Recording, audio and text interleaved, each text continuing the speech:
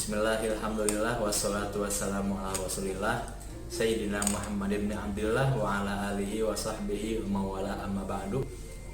Alhamdulillah, pada siang hari ini saya pemilik dari channel YouTube Muhammad Cahya Berkreasi. Pada saat ini saya akan menyampaikan pembahasan dimulai dari pembahasan ilmu tajwid, di mana dalam pembahasan ini yang paling pertama saya akan menyampaikan tentang hukum alif lam qamariyah dan hukum alif lam syamsiyah, di mana hukum alif lam qamariyah dan hukum alif lam syamsiyah ini terdapat dalam salah satu ilmu tajwid, di mana ilmu tajwid itu adalah ilmu yang mengkaji dan mempelajari tentang langkah-langkah dan bagaimana dalam tata cara membaca Al-Quran. Tentu ini harus dipelajari oleh kita ketika ingin membaca Al-Quran dengan baik dan benar, karena Allah Subhanahu wa Ta'ala memerintahkan kepada setiap umat Islam ketika membaca Al-Quran tentu harus tartil. Dengan tartil ini sebelumnya kita harus mempelajari ilmu tajwid terlebih dahulu. Bukan hanya sekedar membaca, tetapi kita juga harus lebih mempelajari, lebih paham tentang apa saja yang terkandung di dalam Al-Quran. Saya akan membahas mengenai apa itu hukum alif lam. Hukum alif lam terbagi menjadi dua bagian. Yang pertama hukum alif lam qamariyah, yang kedua adalah hukum alif lam syamsiyah. Untuk yang pertama saya akan menjelaskan mengenai apa itu hukum alif lam qamariyah. Alif lam qamariyah, ya, bisa kita lihat kalimatnya qamariyah, itu akar suku katanya berasal dari qamarun yang artinya bulan.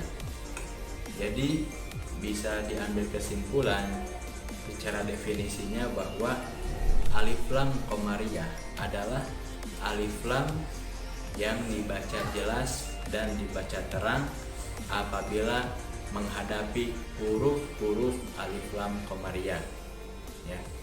Ada pula yang menyebutkan bahwa alif lam qamariyah itu adalah dengan nama idhar qamariyah. Mengapa idhar? Idhar itu kan artinya jelas.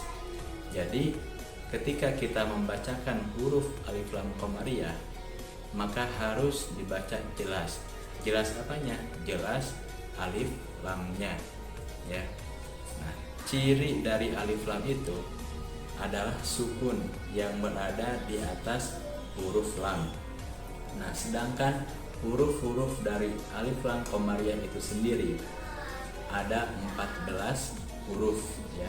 Ada 14 huruf yang bisa dikumpulkan menjadi kalimat ibghi hajjaka wa khuf aqimah. Sedangkan yang selanjutnya yang kedua yaitu hukum alif lam syamsiyah, ya.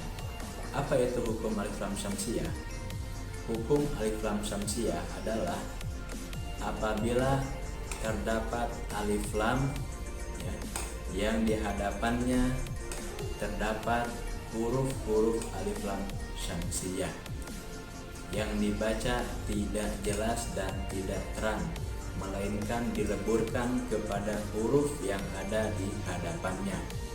Sama, huruf alif lam syamsiyah juga terdapat 14 huruf, ya, seperti huruf alif lam qamariyah.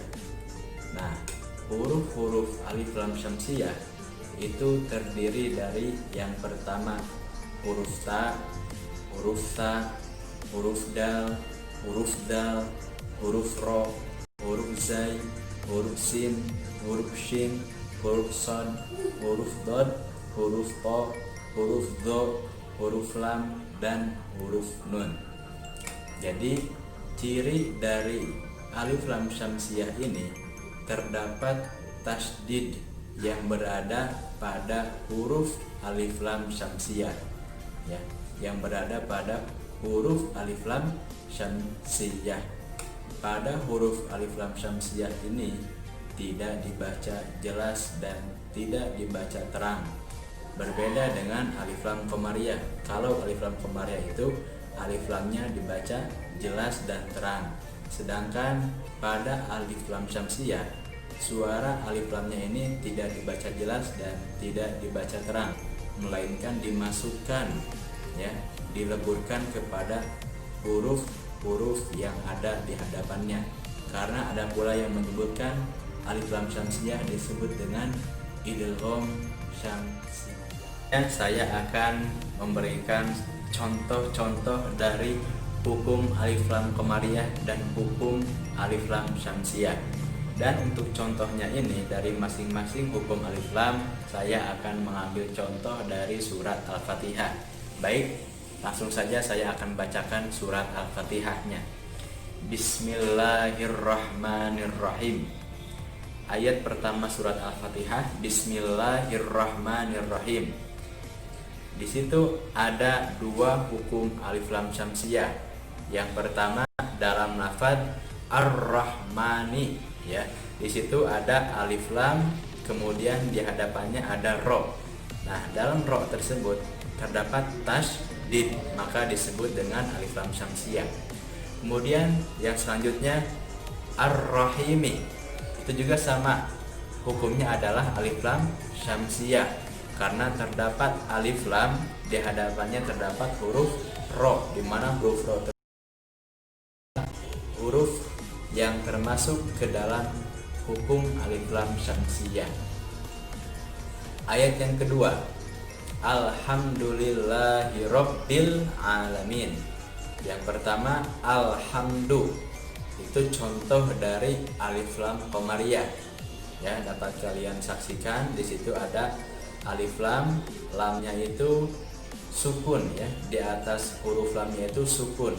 Kemudian setelah alif lam kemudian ada huruf H, di mana huruf H itu adalah huruf yang terdapat dalam huruf alif lam qamariyah.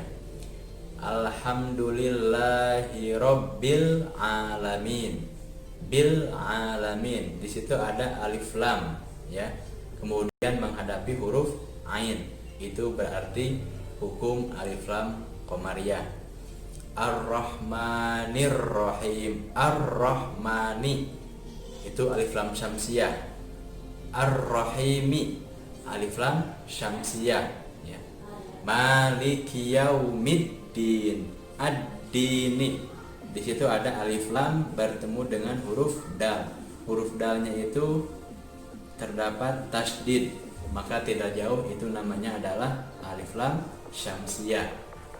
Iyyaka na'budu wa iyyaka nasta'in. Itu tidak ada contoh hukum alif lam. Kemudian kepada ayat yang selanjutnya, Ihdinas siratal mustaqim. Ihdinas sirato. As-sirato terdapat alif lam menghadapi huruf alif lam syamsiyah, ya, menghadapi huruf alif lam syamsiyah yaitu huruf shad. Huruf shad tersebut di atasnya terdapat tasydid, maka itu disebut dengan alif lam syamsiyah. Siratal mustaqim. Nah, kemudian masih ayat yang sama tetapi hukumnya beda. Al mustaqim itu alif lam qamariyah, ya. Karena terdapat alif lam bertemu dengan huruf mim, ya, maka disebut hukum alif lam qamariyah. Siratal ladzina an'amta 'alaihim ghairil maghdubi. Ghairil maghdubi. Di situ ada alif lam bertemu dengan huruf mim, maka disebut dengan hukum alif lam qamariyah. Maghdubi 'alaihim waladdallin. Nah, bisa kita lihat di situ juga terdapat hukum alif lam, ya. Ghairil maghdubi 'alaihim waladdallin. Yaitu contoh dari alif lam syamsiyah. Di situ ada alif lam pada lafaz ad-dallin menghadapi huruf do, di mana huruf do tersebut, ya, di atasnya terdapat tasydid yang menandakan bahwa ini adalah hukum alif lam syamsiyah, maka si alif lamnya tidak dibaca jelas. Oke, sekian pembahasan pada kesempatan kali ini. yang menjelaskan tentang hukum alif lam qamariyah dan hukum alif lam syamsiyah. Insya Allah di kemudian hari, di kemudian kesempatan saya akan membahas lagi dengan tema tajwid dan akan menjelaskan tentang hukum-hukum tajwid yang lainnya. Untuk itu, demi mengembangkan dan meningkatkan channel YouTube saya Muhammad Cahaya Rizki, saya mohon kepada rekan-rekan dan sahabat-sahabat semuanya untuk tekan tombol like, subscribe, dan komen. Jika ada koreksi, jika ada tambahan, silahkan tanggalkan di kolom komentar.